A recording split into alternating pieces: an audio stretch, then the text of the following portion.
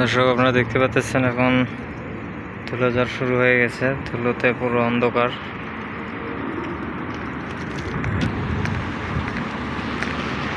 ফোনে অতটা বোঝা না গেলেও সরাসরি না দেখলে বুঝতে পারবেন না, ধুলোয় অন্ধকার হয়ে গেছে। সামনে 100 মিটার দূরে কিন্তু খুব একটা ভালোভাবে বোঝা যাচ্ছে না, এতটা ধুলোঝড় উঠেছে। কুয়াশার মতো একদম অন্ধকার হয়ে গেছে। এটা হচ্ছে আমাদের স্টোর, নুনের স্টোর, নুন মিনিটস। তো এখন আমি আমাদের স্টোরের সামনে আছি। গাছের ডালপালার নড়া দেখে বুঝতেই পারতেছেন কীরকম বাতাস হচ্ছে।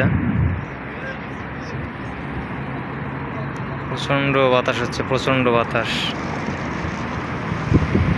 দেখুন কীভাবে লড়তেছে।